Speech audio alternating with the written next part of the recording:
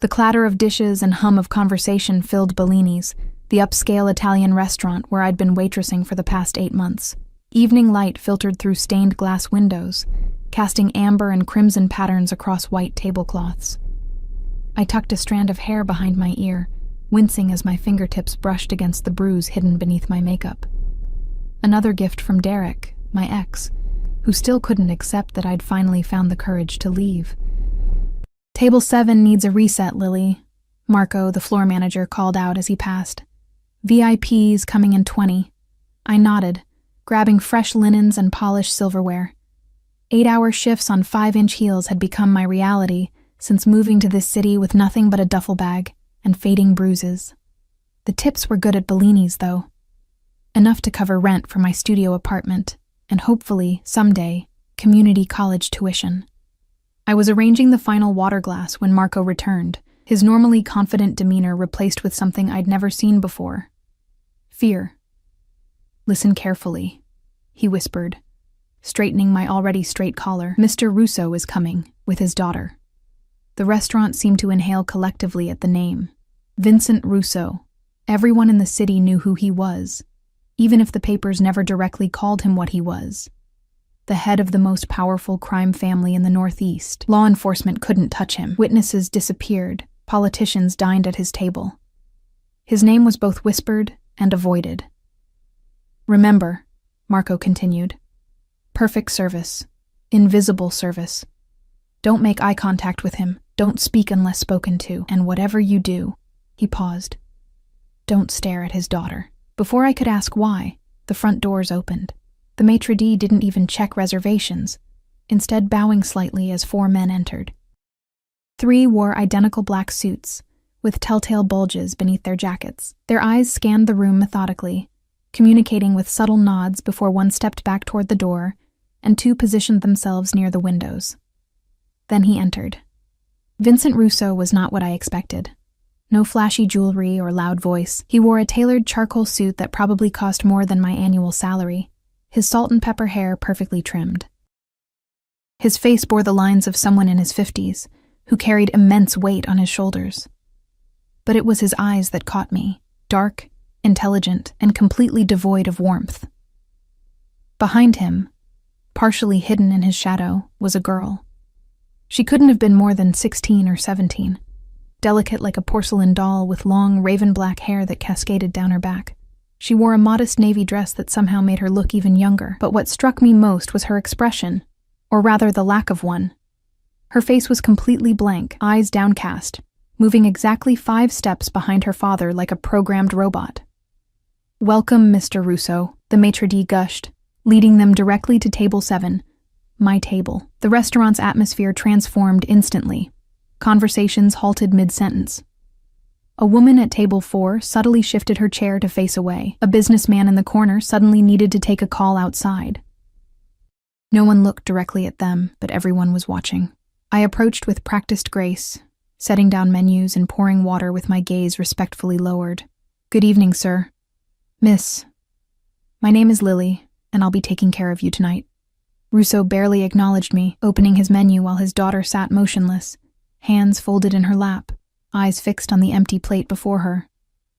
"We'll start with the calamari, lightly breaded, no sauce," he said without looking up. "Bring a Macallan 25, neat and—" He glanced at his daughter briefly, sparkling water for her. I nodded and turned to leave when I heard it. So faint I almost missed it. "Thank you."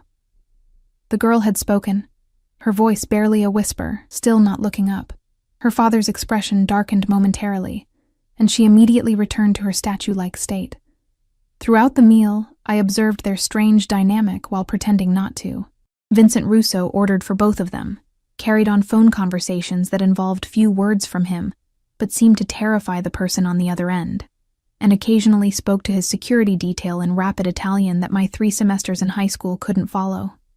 His daughter never spoke again, never looked up, never touched her phone like other teenagers. She ate methodically, cutting each bite into precise pieces, chewing exactly 15 times. I counted. When a fork accidentally clinked against her plate too loudly, she flinched as though expecting punishment. "Is everything to your satisfaction, sir?" I asked as I cleared their entree plates. Russo nodded curtly, then checked his watch. The dessert menu. As I placed the menus on their table, the restaurant's small sound system, which had been playing soft classical music, suddenly switched tracks. Someone had connected their phone, and the opening notes of Vienna by Billy Joel filled the space.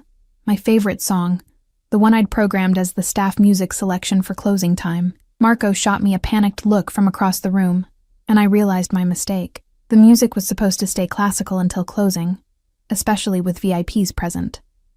I moved to change it back when something extraordinary happened. The girl's head lifted. Her eyes, deep brown like her father's but somehow softer, focused on the overhead speaker. The smallest change passed across her face, a ghost of emotion.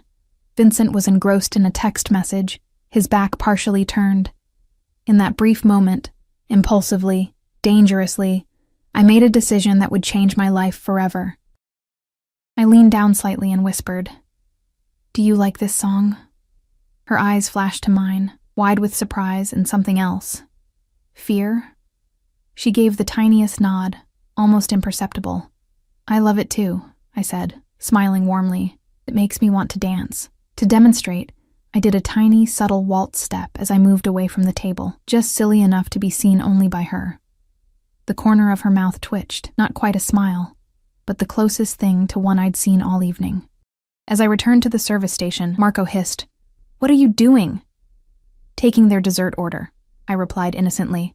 "You were talking to her. Nobody talks to her." "Why not?" I asked. Marco glanced around nervously. "Because she's different. Something happened to her when she was younger. She hasn't spoken normally in years. Some say she witnessed something no child should see. Others say she's simple. All I know is even Russo's own men are terrified of showing her any attention. The last waiter who tried chatting with her was fired before his shift ended." I looked back at the table. Vincent was still absorbed in his phone, but his daughter's eyes briefly met mine before darting away. There was intelligence in those eyes, awareness, and profound sadness. When I brought their tiramisu, I noticed her hands trembling slightly as she picked up her fork. "I just heard from the kitchen," I said quietly as I set down their dishes. "We're having a small staff gathering after closing. Nothing fancy, just some music and desserts. You'd be welcome to join us, both of you, of course." The invitation tumbled out before I could stop myself. Vincent finally looked up at me. Really looked, his gaze calculating and cold. "That's kind, but unnecessary." I nodded, embarrassed at my boldness, and backed away. What was I thinking? Inviting a mafia boss and his strange daughter to a staff party that didn't even exist. As they prepared to leave, Vincent excused himself to take a call, instructing one of his men to watch her while he stepped into the restaurant's private office with the manager. The bodyguard stood at a respectful distance, eyes scanning the room rather than watching his charge. In a moment of either bravery or complete foolishness, I approached her again. "I meant what I said," I whispered. "We really are having music after closing. It's just in the back room, nothing special. But sometimes," I hesitated, "sometimes dancing helps when nothing else does." She didn't respond, didn't look up, but her fingers curled around the cloth napkin in her lap. "I know what it's like," I continued softly, "to feel trapped, to have someone control your every move." I thought of Derek, of the 2 years I'd lost to his escalating abuse and isolation. But there are moments, small moments, when you can still be yourself. A single tear slid down her cheek, which she quickly wiped away. My heart ached for this strange, silent girl who seemed to carry the weight of secrets too heavy for her young shoulders. Vincent returned, and the spell was broken. He dropped several $100 bills on the table, a tip larger than my rent, and stood. "Come, Isabella. Isabella." So the silent girl had a name. As they left, she followed her father with the same mechanical precision as before, but at the door, as Vincent was speaking to the maitre d', Isabella turned her head slightly and looked back at me. Our eyes met, and she gave me the smallest of nods. I didn't know what it meant. A thank you? Acknowledgement? A goodbye? What I didn't realize was that I had just committed the most dangerous act of my life. I had seen the mafia boss's daughter as a person, not a possession. I had spoken to her as an equal. And most dangerously of all, I had awakened something in her that her father had spent years burying. The night continued, and I pushed the encounter to the back of my mind as we began closing procedures. Most of the staff had left when I entered the small break room where we sometimes gathered after particularly grueling shifts.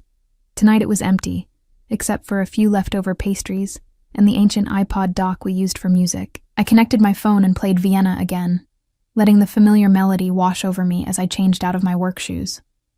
The lyrics about slowing down, about time being on your side, always gave me hope. I hummed along, doing a proper waltz this time with an imaginary partner, eyes closed. Would you teach me? The voice, soft and uncertain, made me spin around. Isabella stood in the doorway alone, still in her navy dress, her eyes now alive with a mixture of terror and determination. How did you... I began, looking behind her for her father or his men. I told them I forgot my scarf, she said, her voice stronger now. We're staying in the hotel next door. I don't have long. She twisted her fingers together. Would you teach me to dance, please? Before he realizes I'm gone? In that moment, I should have said no, should have called for Marco, should have done anything except what I did next. Of course, I said, extending my hand to her. Everyone should know how to dance to Billy Joel. Her small hand trembled as it slipped into mine, and somewhere in the city, I knew Vincent Russo was about to discover his most precious possession had vanished. But as Isabella took her first tentative dance step, the ghost of a smile finally reaching her eyes, I couldn't bring myself to care about the consequences that would inevitably come. I had just invited the silent daughter of the most dangerous man in the city to dance, and she had accepted. It's simple, I said, positioning Isabella's hand on my shoulder. Just a basic 3 count. 1, 2, 3. 1, 2, 3. She followed my movements with surprising grace. Though her eyes remained fixed on our feet, the tension in her shoulders gradually eased as we circled the small break room, navigating around chairs and lockers. You're a natural, I encouraged her. A flush of color touched her pale cheeks. My mother used to dance, she said, her voice gaining confidence with each word. Before. Before what? I wondered, but didn't ask. The way she said it, before, carried the weight of a dividing line in her life, a demarcation between whatever normal had once existed and the silent world she now inhabited. As the song ended, Isabella stepped back, brushing a strand of hair from her face with a gesture that suddenly seemed too practiced, too adult for a teenager. Why did you invite me? She asked, her dark eyes searching mine. Everyone else. They look away. I considered lying, giving some polite answer about customer service, but something told me this girl had been fed enough lies in her life. Because I recognized something in you, I admitted. The way you make yourself small, invisible. I used to do the same thing. Her expression shifted subtly. With your boyfriend, the one who hurt you. My hand instinctively moved to cover the bruise on my temple, though I knew my makeup concealed it well. How did you... You flinch when men move too quickly near you, she said with unsettling perceptiveness. And you cover your left side when you carry trays, like it hurts. I stared at her, this strange girl who noticed everything while pretending to see nothing. Yes, I finally said. His name was Derek. I left him 3 months ago, but he found you again. It wasn't a question. The bruise was fresh, barely a week old from when Derek had tracked me to my new apartment. I'd moved again the next day, sleeping on a coworker's couch until finding my current studio. He won't stop, I said, the familiar fear creeping back into my voice. The restraining order, changing my number, moving, none of it matters. He says if he can't have me, no one... I cut myself off, suddenly aware I was unloading my problems on a teenage girl with far bigger concerns. I'm sorry. That's not your burden. Isabella's face softened. We all have cages, she whispered. Then her eyes flicked to the clock on the wall, and panic replaced the momentary openness. I have to go. He'll check on me soon. Wait, I said as she turned to leave. Will you be okay? If there's something I can do... She shook her head sharply. Don't, please. Just thank you for the dance. It was nice to remember. Again. That unfinished thought. To remember what? Being normal? Being free? My name is Lily, I offered, realizing I'd never properly introduced myself. I know, she said with the ghost of a smile. You told us when you first came to the table. Then she was gone, slipping through the door and down the hallway like a shadow. I stood frozen for several seconds, wondering if I'd imagined the entire encounter, but the lingering scent of her expensive perfume, something delicate and floral, confirmed she had been real. I finished closing procedures in a daze, waving goodbye to Marco as he left through the front entrance. I always used the staff exit in the back alley. It was closer to the bus stop. The night air hit me with a welcome coolness after the restaurant's stuffy warmth.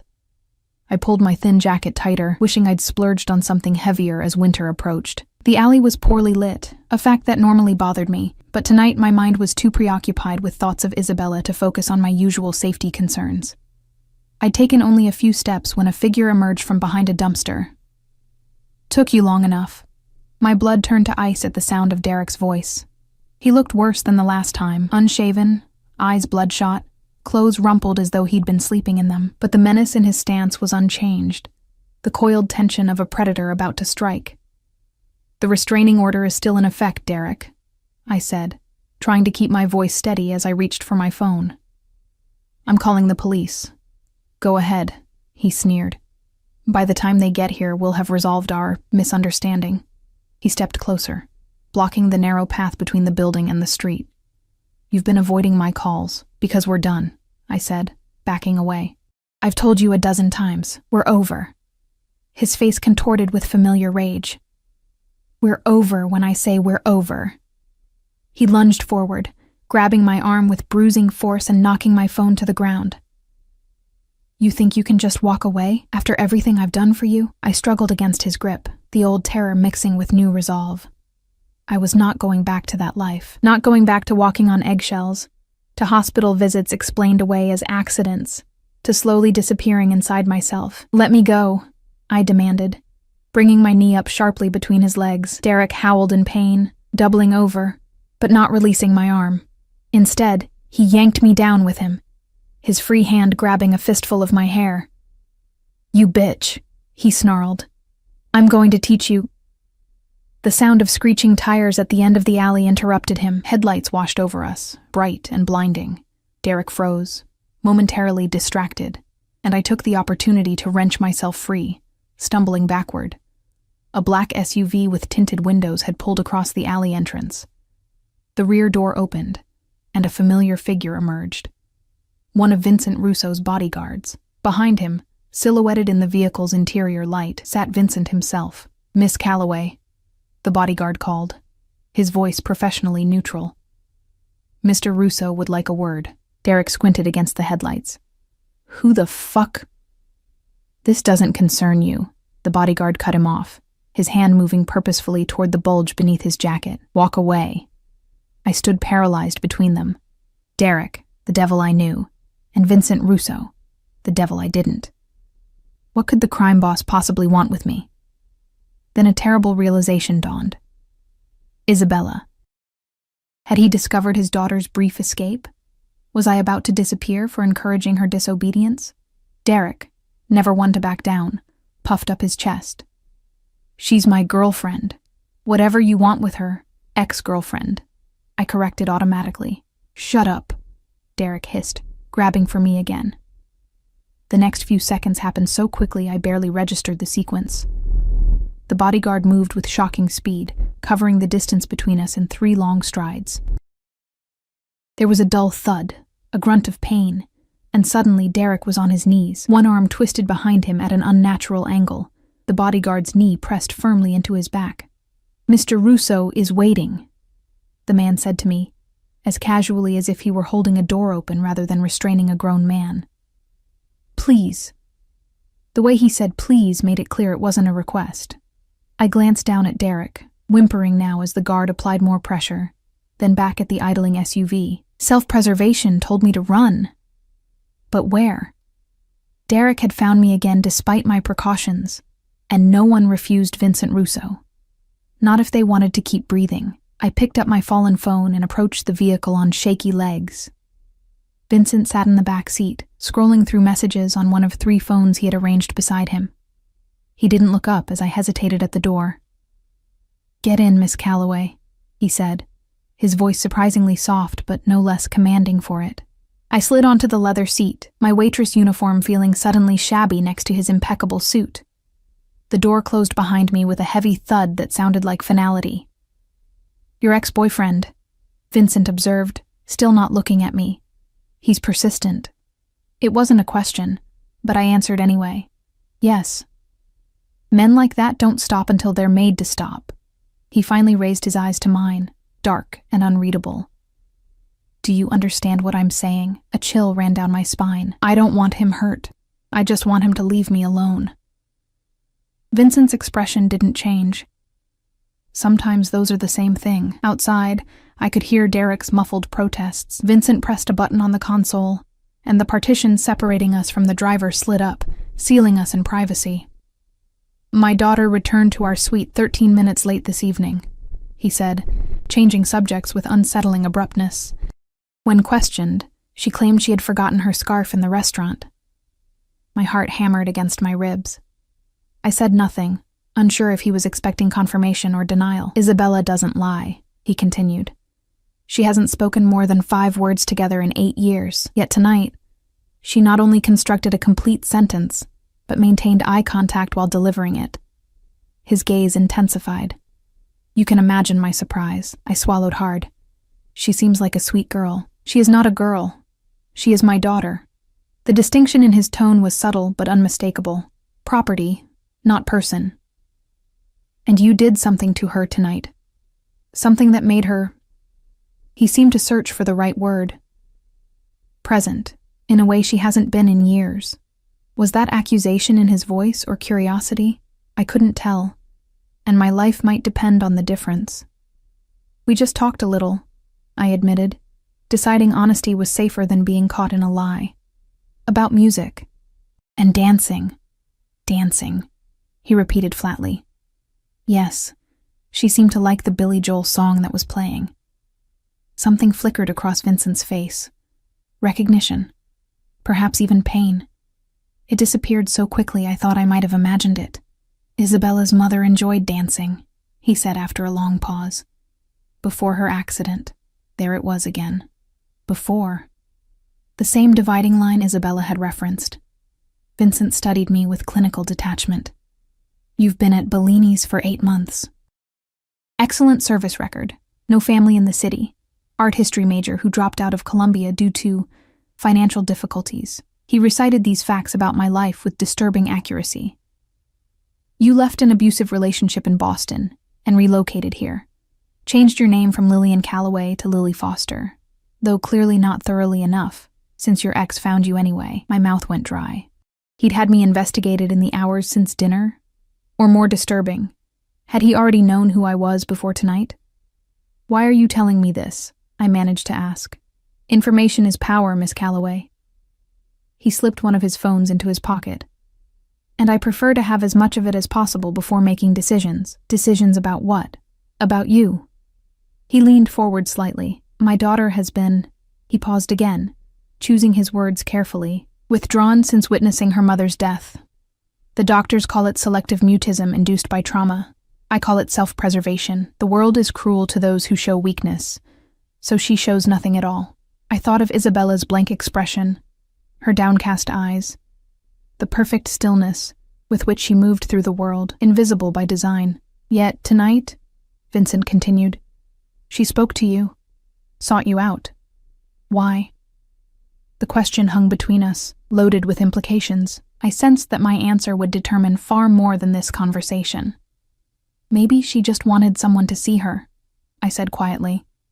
"Not as Vincent Russo's daughter, just as Isabella." His eyes narrowed fractionally. "And is that what you did? Saw her?" "Yes." "And what did you see exactly?" I chose my next words carefully. "Someone intelligent, observant, trapped in a life she didn't choose." I hesitated, then added, "Someone who misses dancing to Billy Joel." Vincent was silent for so long I began to wonder if I'd signed my own death warrant. When he finally spoke, his voice had lost some of its edge. Isabella will be returning to Bellini's tomorrow evening. She has expressed, in her limited way, a desire for you to be her server again. I blinked in surprise. Of course. I'd be happy to. This is not a request for good service, Miss Calloway. This is a job offer. I don't understand. My daughter needs a companion, someone who can draw her out, as you seem capable of doing. You will continue your employment at Bellini's, but you will also make yourself available when Isabella visits. You will engage her, encourage her to speak, to interact, to return to the world, as it were. I stared at him. You want me to be friends with your daughter? I want you to be whatever she needs to become functional again, he corrected. The compensation will be significant. Enough to resume your education, should you wish. Enough to ensure that men like the one currently bleeding on the pavement never trouble you again. It sounded too good to be true, which meant it probably was. And if I refuse? The temperature in the car seemed to drop 10 degrees. Refusing is unwise, Miss Calloway. But you are free to do so, and free to face the consequences of that choice. The threat was unmistakable, despite his pleasant tone. What exactly would I have to do? I asked, playing for time while my mind raced through options. Exactly what you did tonight. Treat her normally, speak to her, and report back to me on her progress. Spy on her, he meant. Become the one person who treated Isabella like a human being, only to betray her confidence to her controlling father. I don't think. Consider carefully before you answer, Vincent interrupted.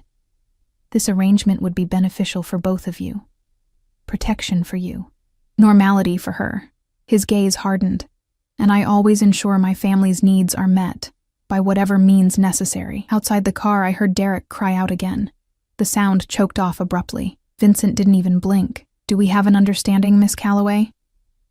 In that moment, I realized I'd merely traded one cage for another.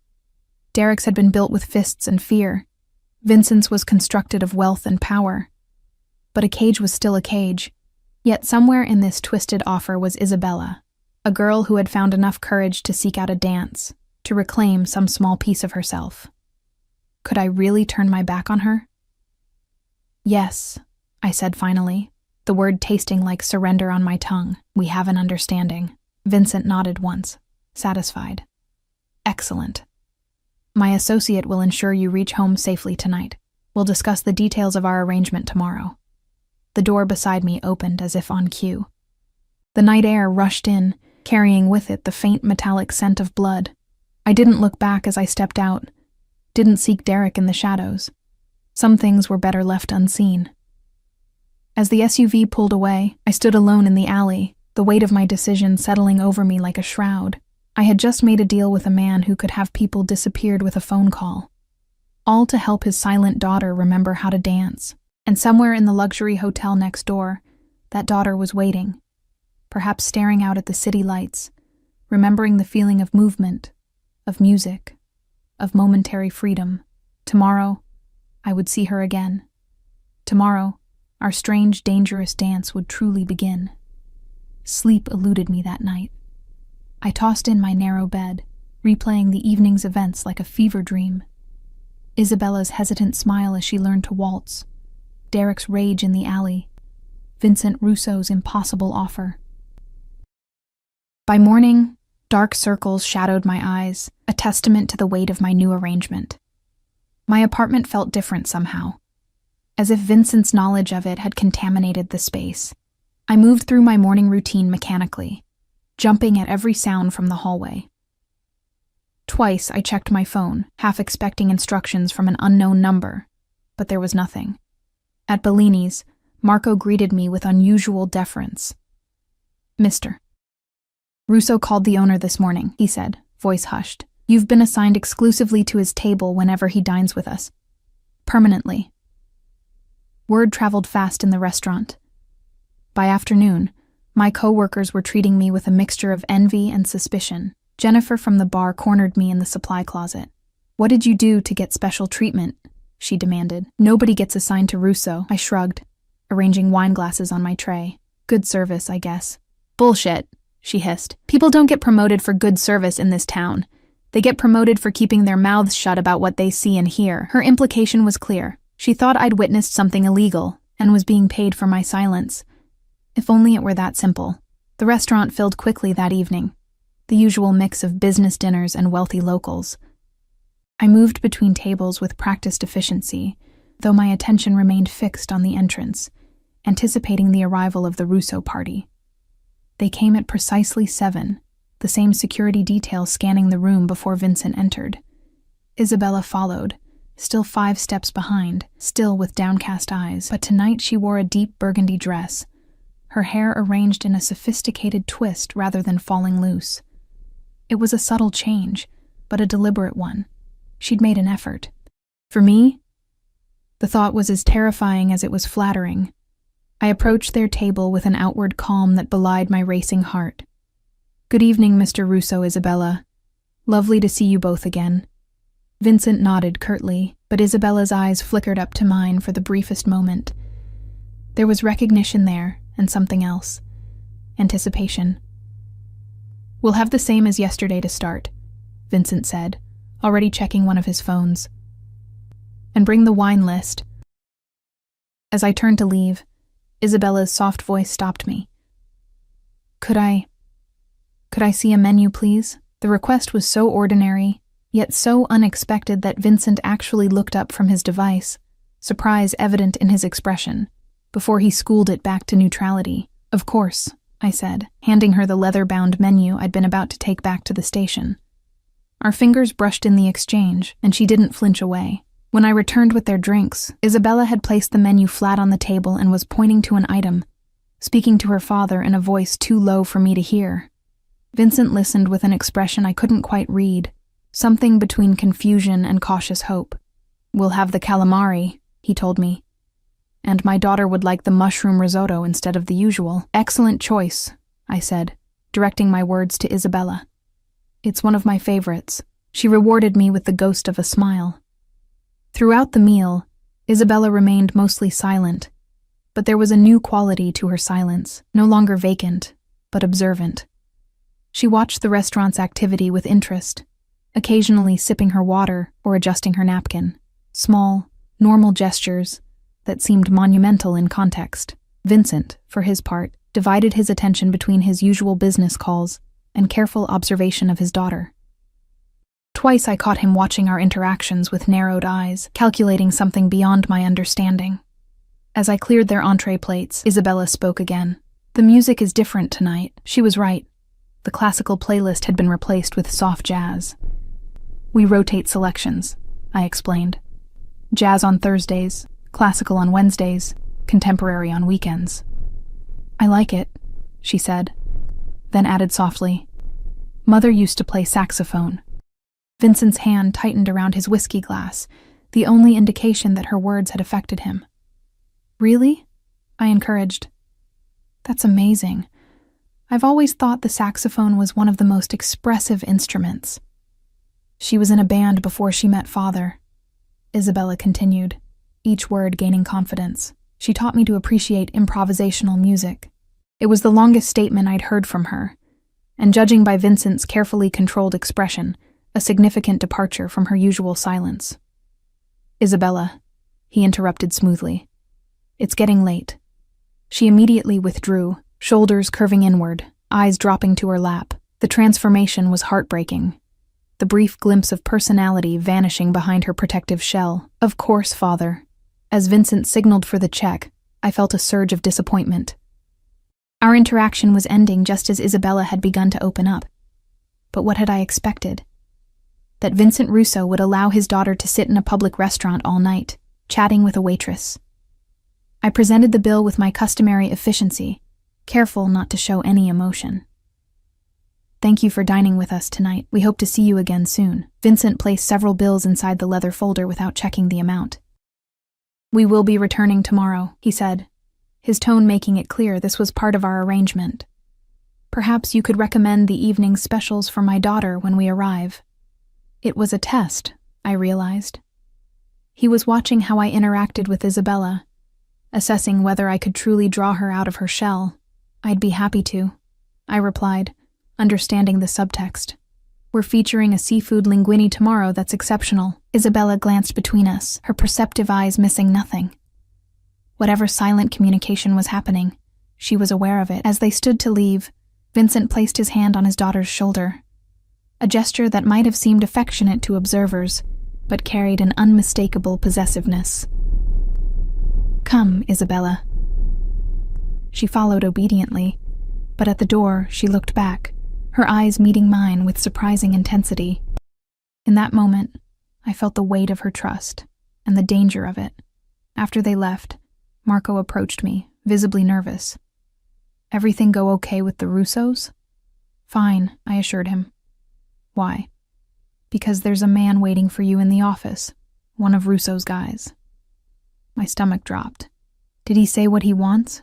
Marco shook his head. "Just that you're to meet him when your shift ends." For the remainder of the evening, I moved through my duties like an automaton, my mind racing with possibilities. Had I somehow failed Vincent's test already? Was I about to be warned, or worse? At 11, I hung up my apron and made my way to the restaurant's small office. One of the bodyguards from Vincent's entourage stood by the window, his broad frame silhouetted against the city lights. I recognized him as the one who had subdued Derek the night before. "Miss Calloway," he acknowledged, turning to face me. "Mr. Russo sent this for you." He handed me a small envelope, heavy cream paper sealed with actual wax. Inside was a business card with an address embossed in gold, a handwritten note on the back. "Tomorrow, 3 p.m. "What is this?" I asked, though I had a sinking feeling I already knew. "The address of Mr. Russo's residence," the guard explained, his expression impassive. "You're expected for tea with Miss Isabella. A car will collect you at 2:30. "I have a shift tomorrow at 4, I protested weakly. "It's been arranged with your manager." His tone suggested this was not up for discussion. "Address will be delivered to your apartment in the morning. Mr. Russo requests that you wear it." I stared at the card in my hand, reality sinking in. This wasn't just about Isabella having a friendly server at Bellini's. Vincent was integrating me into their lives, controlling the narrative, the setting, even my appearance. "And if I don't show up?" I asked, though I knew the answer. The guard's expression didn't change. "That would disappoint Miss Isabella." The threat was clear in its absence. I nodded, slipping the card into my pocket. "Tell Mr. Russo I'll be ready at 2:30.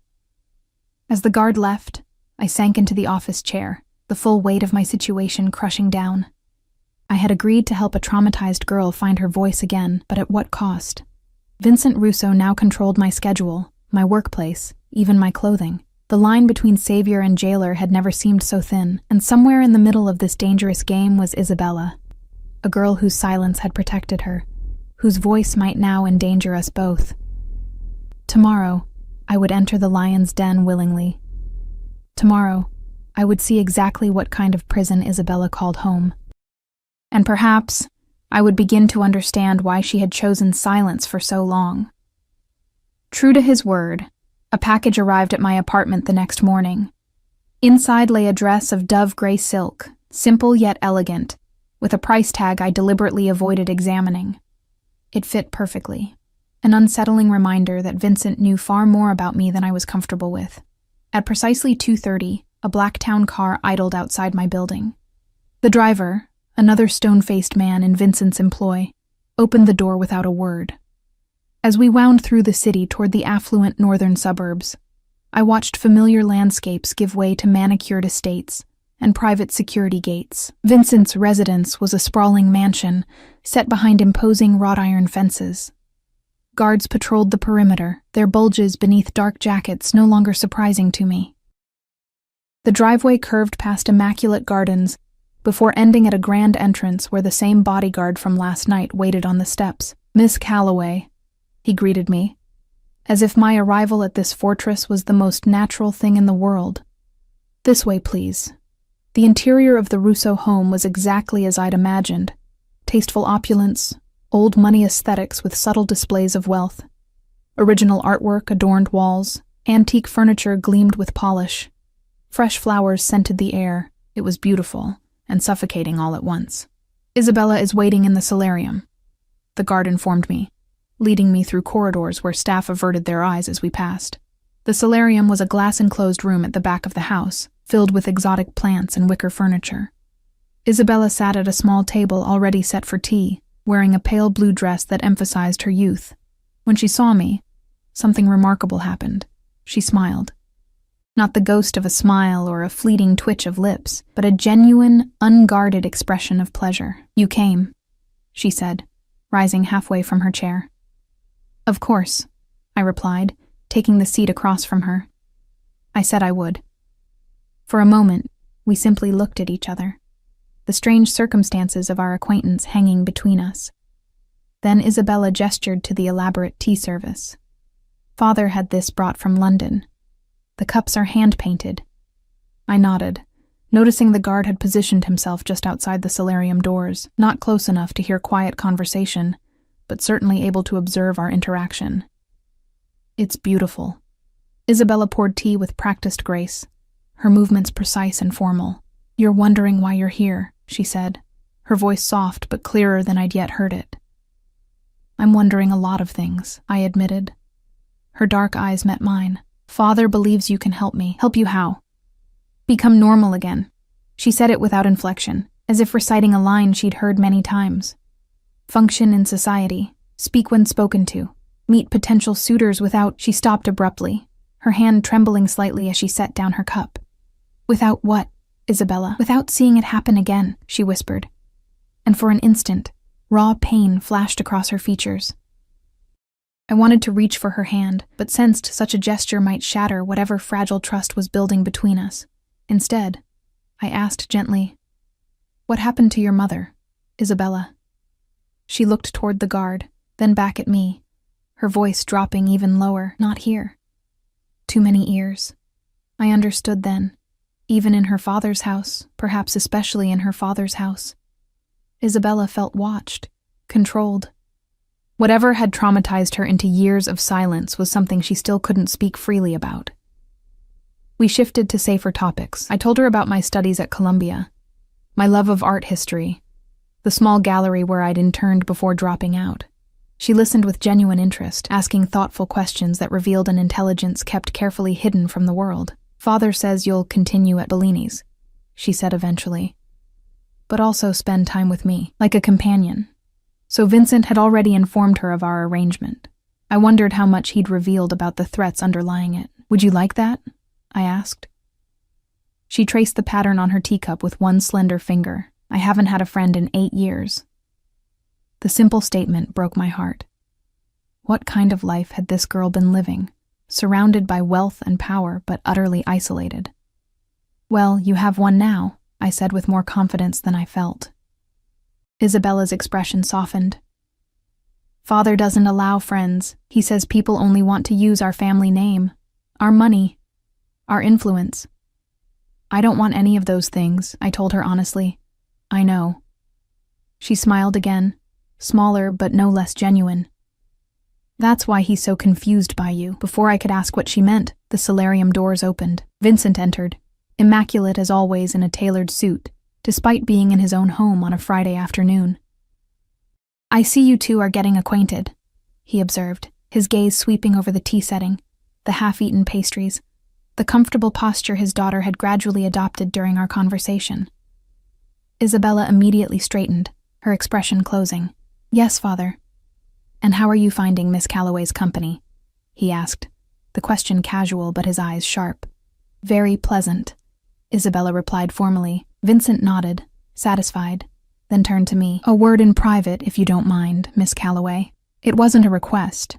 I followed him from the solarium into an adjacent study, book-lined and masculine, with the faint scent of expensive cigars. He closed the door and gestured to a leather armchair. "My daughter has spoken more in the past 48 hours than in the past year," he said without preamble. "Whatever effect you have on her, it's working." I shifted uncomfortably under his scrutiny. "She's intelligent and observant. She just needs someone to listen. Is that what you think?" A hint of amusement colored his tone. "That all these specialists, therapists, and doctors simply failed to listen?" "I didn't mean—" "I know what you meant," he interrupted. "And strangely, I don't disagree.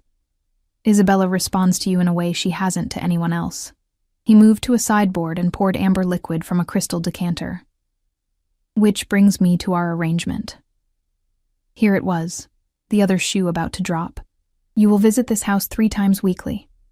You will continue working at Bellini's, where Isabella will dine twice weekly. Your primary responsibility is to encourage her continued progress. He sipped his drink thoughtfully. In return, you'll receive $10,000 monthly, deposited to an account I've established in your name. I nearly choked. $10,000 a month, that was more than triple my current income. Enough to re-enroll at Columbia, to finish my degree, to start the life I'd put on hold when Derek had systematically isolated me from my support system and drained my savings. Additionally, Vincent continued, your ex-boyfriend has been dealt with. A cold feeling washed over me. What does that mean? What did you do to him? Nothing permanent, Vincent replied dismissively. A conversation about consequences. A one-way ticket to Seattle. A clear understanding that returning to this city would be inadvisable. Relief mingled with unease. Derek was gone. But the casual way Vincent had arranged it reminded me exactly who I was dealing with. There's one more condition, Vincent said, setting down his glass. What Isabella tells you stays between the two of you. But what you observe, changes in her behavior, topics that upset her, names she mentions, those you report directly to me. The request confirmed my earlier suspicion. I wasn't just being hired as Isabella's companion. I was meant to be Vincent's spy. You want me to betray her confidence, I said, unable to keep the distaste from my voice. Vincent's expression hardened. I want to help my daughter. Information helps me do that. Or control her, I countered, then immediately regretted my boldness. To my surprise, Vincent didn't react with anger. Instead, he studied me with renewed interest. You're protective of her already. Good. That serves my purposes as well. What exactly do you want from Isabella? I asked. What does normal mean to you? I want her to function in society, he said, echoing the phrase Isabella had used. To attend university next year. To eventually take her place in the family business. As a mafia princess, the words slipped out before I could stop them.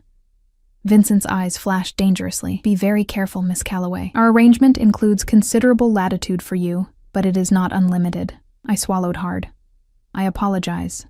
My business interests are diverse and legitimate, he said coldly. What you may have heard or read is largely exaggeration and competing interests attempting to undermine my family's position. We both knew he was lying, but I nodded anyway. Now, he continued, do you accept the terms of our arrangement, or shall I find someone else to assist Isabella? The threat was clear. If I refused, I would be cut out of Isabella's life completely.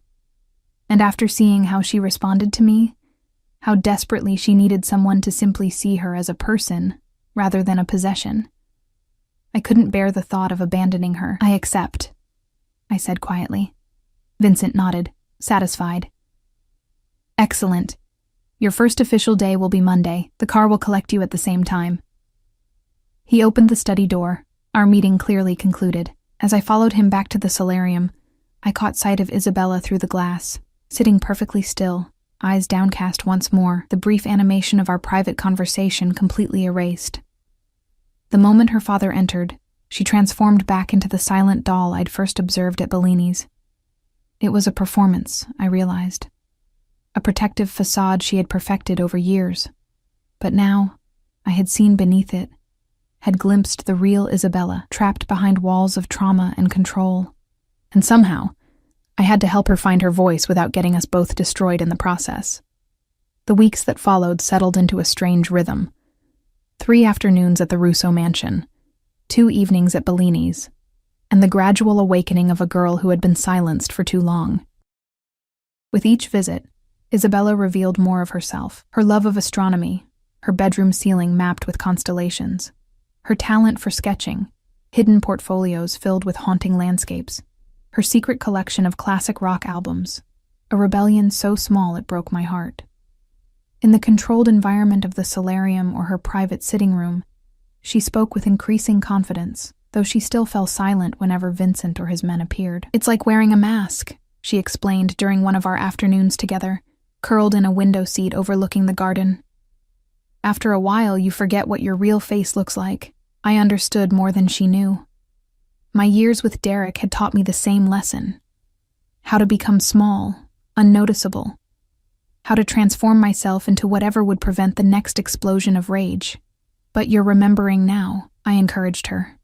Isabella smiled, a gesture that came more easily with each passing day. Because of you. You remind me of her, my mother. Not in how you look, but she searched for the words, in how you see the world, how you refuse to look away from difficult things.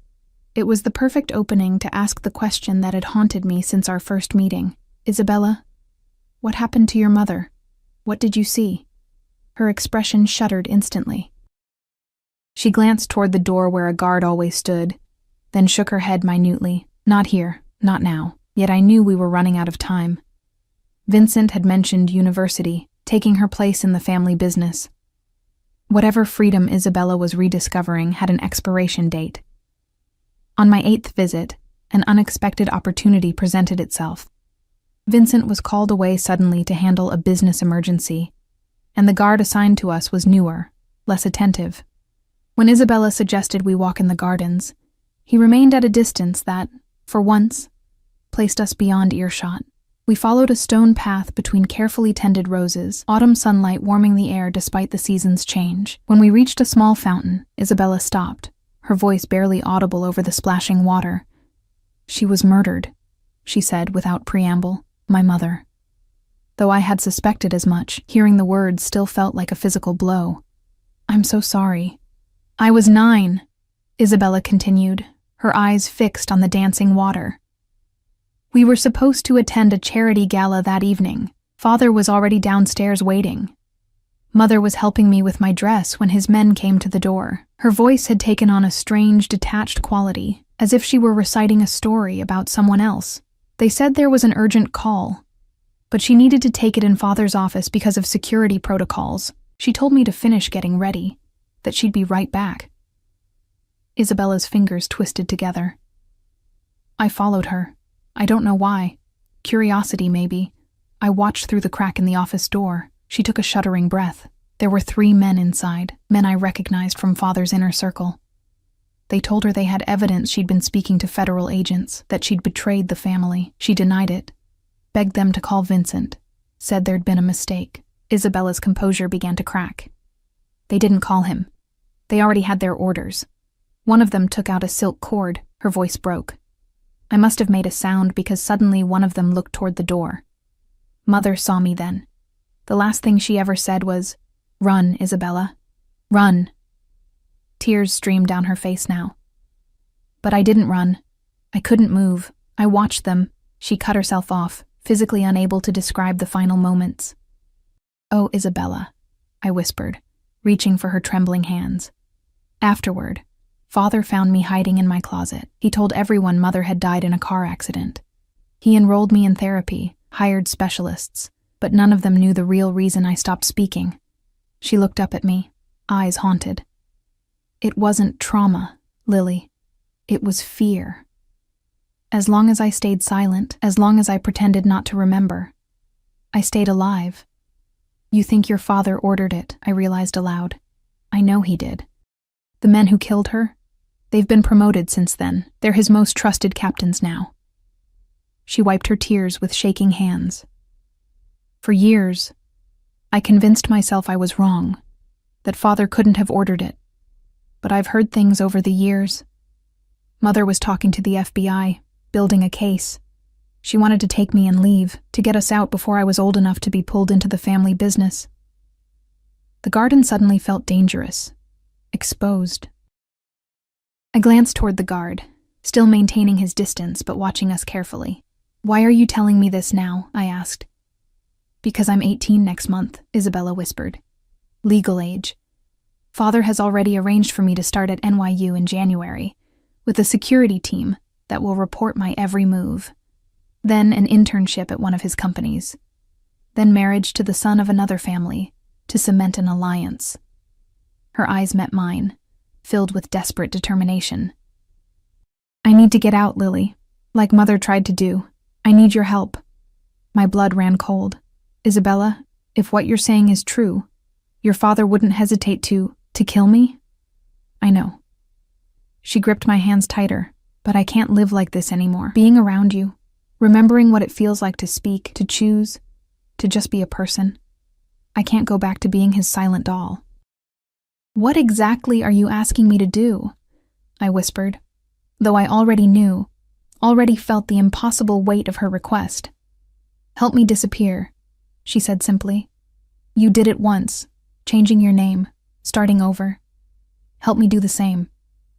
Before I could respond, the guard began walking toward us, our time alone clearly at an end. Isabella pulled away, arranging her features into the blank mask I now recognized as her protection. That night, I barely slept. Isabella's story played on repeat in my mind, along with all the ways helping her could end in both our deaths. Vincent Russo had men everywhere, resources beyond imagination. If he had his own wife killed for attempting to leave, what would he do to the waitress who helped his daughter escape? Yet the alternative, leaving Isabella to her fate, watching her be swallowed by the family business, married off as a business transaction, was equally unbearable. In the weeks I'd known her, I'd grown to care for this strange, brave girl who had survived unspeakable trauma through sheer force of will. My decision crystallized by morning. I would help her, but we would need a plan far more sophisticated than my haphazard flight from Derek. Over the next 2 weeks, I played my role perfectly. I continued my visits to the mansion, reported Isabella's progress to Vincent, and gave no indication that anything had changed. Meanwhile, I used the money Vincent had been depositing in my account to arrange our escape. I contacted an old college friend who worked at a women's shelter in Chicago, securing Isabella a temporary place to stay. I researched identity documentation, transportation options that wouldn't require ID, withdrawal limits on the accounts Vincent had set up for me. Each step terrified me, certain that Vincent's surveillance would detect our preparations, but the deposits continued, and my visits remained uninterrupted. The plan hinged on Isabella's 18th birthday, the moment she would legally be able to leave home without it being considered kidnapping. Vincent had planned a small celebration at Bellini's, which would provide our opportunity. The night arrived with stomach-churning tension. Bellini's had been closed to the public, the entire restaurant reserved for the Russo party. I served them with practiced efficiency, maintaining the proper balance of deference and friendliness. Isabella sat in her usual place, playing the role of the obedient daughter, while a small gathering of Vincent's associates offered stilted birthday wishes. A special night, Vincent remarked as I poured his whiskey. The beginning of Isabella's future. If only he knew what future we'd actually planned. As the meal concluded and Isabella excused herself to the restroom, our prearranged signal, I felt Vincent's eyes following me with unusual intensity. "Miss Calloway," he called as I passed his chair. A word. My heart stuttered. Had he discovered our plan? I followed him to a quiet corner of the restaurant, schooling my features into polite attentiveness. "Isabella seems different tonight," he observed, swirling the amber liquid in his glass. "Anxious." "It's her birthday," I offered carefully. "Important milestones often bring mixed emotions." "Perhaps." His dark eyes studied me. "Or perhaps she's planning something foolish." My mouth went dry. "I don't understand." "No?" He reached into his jacket and withdrew a folded paper. "This was found among her things this morning. A bus schedule to Chicago with today's date circled." I fought to keep my expression neutral, though panic clawed at my throat. "I wouldn't know anything about that. Of course not." Vincent's voice was deadly soft. "Just as you wouldn't know about the withdrawals from your account over the past 2 weeks. Just as you wouldn't know about the calls to women's shelters in Illinois. He knew. He'd known all along. Our careful planning, our secret conversations, all monitored, all transparent to a man whose business was built on information and control. "You disappoint me, Miss Calloway," Vincent continued. "I invited you into my home, trusted you with my daughter, paid you generously, and this is how you repay me?" "Isabella deserves her own life," I said, abandoning pretense. "She's an adult now. She can make her own choices." Vincent's laugh was cold. "You think this is about choice? This is about family, legacy, obligations that extend beyond personal desires. It's about control," I countered, reckless now that our plan was exposed. She knows what happened to her mother. She knows you had her killed for trying to leave. Something dangerous flashed across Vincent's face. Not anger, but something far worse. Recognition. So, she remembers, he said softly. I suspected as much when she began speaking again, when she began asking questions about her mother's accident. It wasn't an accident. No, Vincent agreed with chilling candor. It was a necessity. Elena had become a liability. Her decision to cooperate with federal authorities endangered everyone connected to our family, including Isabella. My disgust must have shown because he leaned closer. You think me a monster. Perhaps I am. But I protected my daughter the only way I could, by ensuring she was never suspected of knowing anything that could make her a target. By terrorizing her into silence, I corrected. By keeping her alive, Vincent snapped. This world isn't your romanticized vision of freedom and choice, Miss Calloway. There are consequences, rules, prices to be paid. His expression hardened. As you're about to discover. The threat hung between us as Isabella returned, her eyes darting between us, instantly recognizing something had gone terribly wrong. Father? She questioned, her voice small again. Get your coat, Isabella, Vincent instructed, his tone brooking no argument. We're leaving. But now, as Isabella moved to obey, her eyes met mine in silent desperation. I gave a tiny shake of my head, trying to communicate that our plan was compromised, that she shouldn't resist. Not here, not now. Vincent turned back to me. As for you, Miss Calloway, your services are no longer required, at Bellini's or elsewhere. What are you going to do to her? I demanded, not caring who heard. That depends entirely on you, he replied. Walk away. Forget Isabella. Forget this arrangement. Use the money I've paid you to start a new life somewhere very, very far from here. His voice dropped to a whisper. Or face consequences far worse than anything your ex-boyfriend could have imagined. I looked past him to Isabella, standing by the coat check, visibly trembling. In that moment, I made the hardest decision of my life. I understand, I said, the words like ash in my mouth. Vincent nodded, satisfied. Goodbye, Miss Calloway. He walked away, placing a possessive hand on Isabella's shoulder as he guided her toward the exit. At the door, she looked back one final time, her eyes filled with the same fear and resignation I'd seen that first night at Bellini's. But something else was there too, a flicker of the strength I'd watched grow over our weeks together, a silent promise that this wasn't the end. I held her gaze for one precious second before Vincent ushered her into the night. 3 days later, I received a package at my apartment, a first-class plane ticket to Paris, and admission papers to an art history program at the Sorbonne. The note attached read simply, "A final payment. Use it wisely." That night, as I packed my belongings, my phone chimed with a text from an unknown number. She dances in Vienna. Remember. It was enough. The code we had created during one of our afternoons listening to Billy Joel. Isabella was telling me she had found another way out. Her own way. I smiled through my tears, deleting the message immediately. "Slow down, you crazy child," I whispered, recalling the lyrics that had first connected us. Take the phone off the hook and disappear for a while. Somewhere in the vast city, Isabella was finally taking those words to heart. And somewhere in the future, when the dust had settled and Vincent's vigilance had eased, we would dance again. But for now, we would both do what we had learned to do so well. Disappear, rebuild, survive, and someday, truly live.